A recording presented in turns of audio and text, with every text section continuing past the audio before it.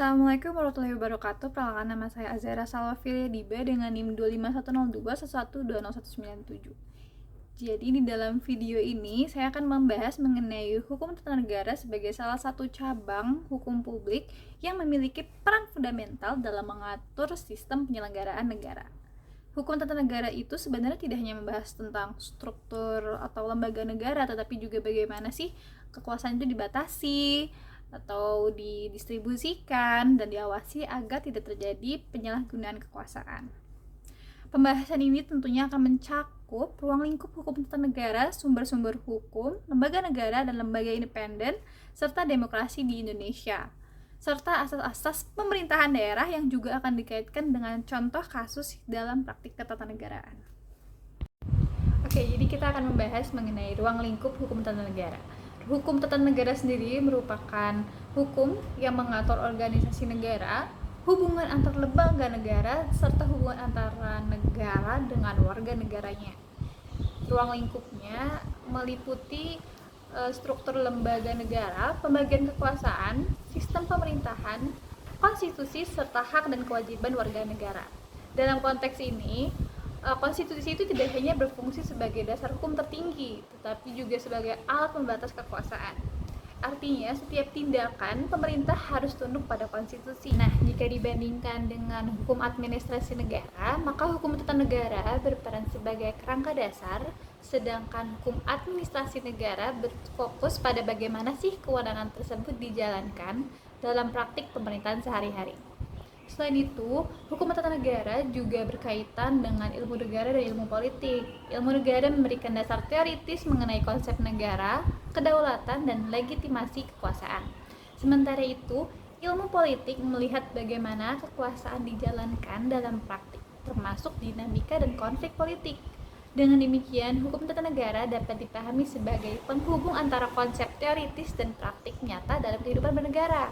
Hal ini menunjukkan bahwa hukum tata negara tidak berdiri sendiri, melainkan berinteraksi dengan berbagai disiplin ilmu lainnya. Nah, kita memasuki sumber hukum HTN. Definisi dari sumber hukum sendiri, sumber hukum merupakan segala sesuatu yang menjadi dasar berlakunya hukum dalam satu negara. Sumber hukum terbagi menjadi dua, yaitu sumber formal dan sumber material. Sumber hukum formal mencakup peraturan perundang-undangan, putusan pengadilan, dan kebiasaan. Sedangkan sumber hukum material itu berasal dari nilai-nilai dalam masyarakat seperti nilai sosial, budaya, dan politik.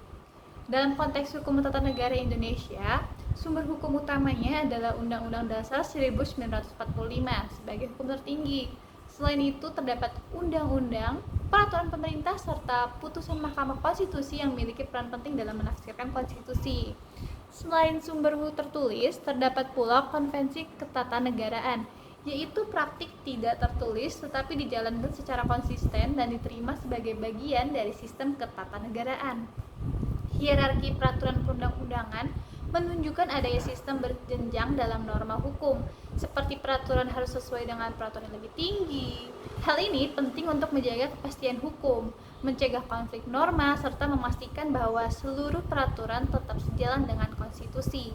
Dalam praktiknya, sering terjadi pengujian undang-undang terhadap undang-undang dasar di Mahkamah Konstitusi, yang menunjukkan bahwa konstitusi benar-benar dijadikan sebagai acuan utama dalam sistem hukum Indonesia. Nah, kita lanjut ke lembaga negara dan independen. Lembaga negara merupakan organ yang menjalankan fungsi kekuasaan negara. Dalam sistem ketatanegaraan Indonesia, kekuasaan dibagi menjadi 3 cabang utama, yaitu eksekutif, legislatif, dan yudikatif. Pembagian ini bertujuan untuk mencegah terjadinya pemusatan kekuasaan. Eksekutif dijalankan oleh Presiden, legislatif oleh DPR, DPD, dan MPR, serta yudikatif oleh Mahkamah Agung dan Mahkamah Konstitusi. Selain itu, terdapat lembaga independen seperti KPK, Komnas HAM, dan KPU yang memiliki fungsi khusus dan bersifat mandiri. Keberadaan lembaga independen ini menunjukkan perkembangan sistem ketatanegaraan modern yang membutuhkan pengawasan lebih ketat terhadap kekuasaan. Namun, dalam praktiknya, hubungan antara lembaga negara tidak selalu berjalan dengan harmonis. Sering terjadi konflik kewenangan, yang menunjukkan adanya tarik-menarik kepentingan dalam sistem kekuasaan. Meskipun demikian, konflik tersebut juga dapat dilihat sebagai bagian dari mekanisme checks and balances selama tetap diselesaikan melalui jalur hukum dan konstitusional. Nah, kita lanjutkan pembahasan mengenai asas pemerintahan daerah. Dalam penyelenggaraan pemerintah daerah sendiri terdapat 3 asas utama, yaitu desentralisasi, dekonsentrasi, dan tugas pembantuan. Apa aja sih sebenarnya? Desentralisasi itu memberikan kewenangan kepada daerah untuk mengatur urusannya sendiri, sehingga diharapkan dapat meningkatkan efektivitas dan efisiensi pemerintahan.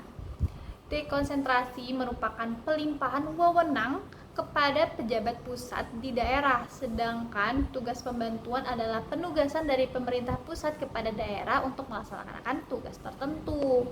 Ketiga asas ini bertujuan untuk menciptakan keseimbangan antara pemerintah pusat dan daerah. Namun dalam praktiknya, otonomi daerah juga menghadapi tantangan seperti ketimpangan pembangunan antar daerah serta potensi penyalahgunaan kewenangan oleh pemerintah daerah.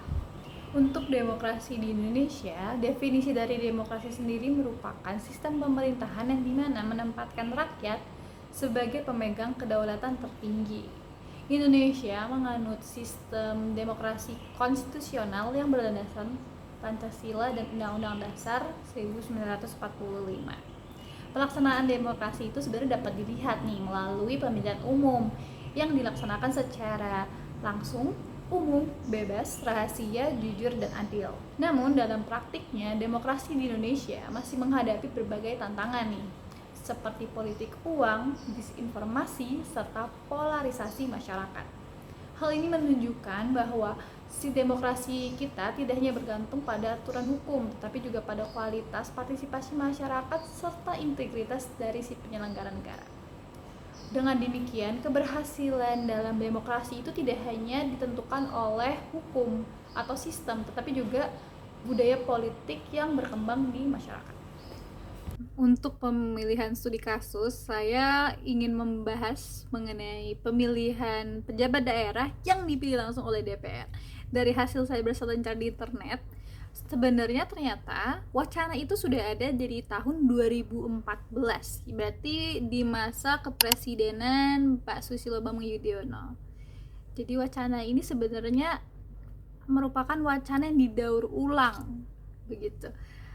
Tapi uniknya di tahun 2019 wacana itu muncul lagi nih, seperti yang bisa saya kutip dari BBC News, bahwa pengamat pemilu menilai hal itu berbahaya karena akan menghilangkan hak warga negara, tidak transparan, dan memicu konflik.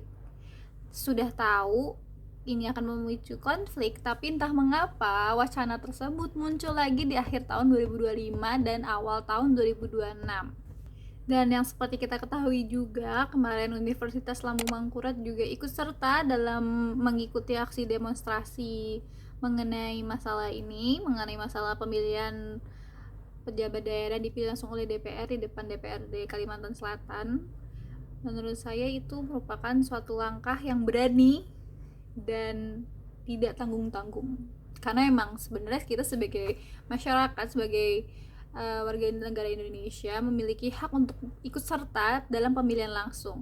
Tapi kalau misalnya tiba-tiba hak kita, hak demokrasi kita dicabut, masa kita diam aja?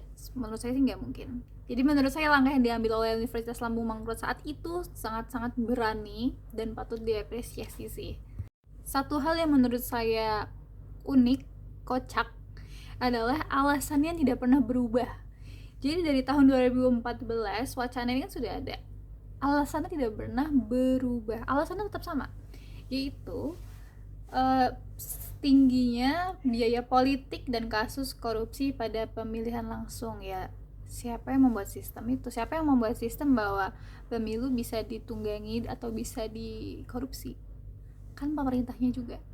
Jadi kenapa pemerintah bukannya membenahi diri tapi malah mencabut hak masyarakat, hak warga untuk ikut serta dalam pemilihan? Bahkan dari saya baca di sini, mayoritas survei menunjukkan penolakan masif dari masyarakat. Ya tentu aja lah, sekitar 66,1% yang menginginkan kepala daerah tetap dipilih langsung. Karena pada akhirnya kalau misal alasannya adalah mengenai pertimbangan biaya politik yang tinggi dan kasus korupsi dalam pemilihan langsung yang tinggi, pertanyaannya cuma satu, siapa yang membuat sistem itu? Kan pemerintahnya juga.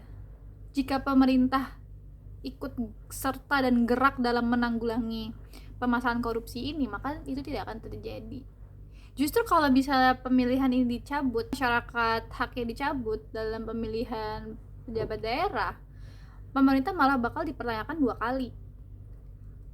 Kenapa korupsi masih ada dan kenapa kita haknya dicabut? Sebenarnya ini adalah kesalahan berpikir dari pemerintah.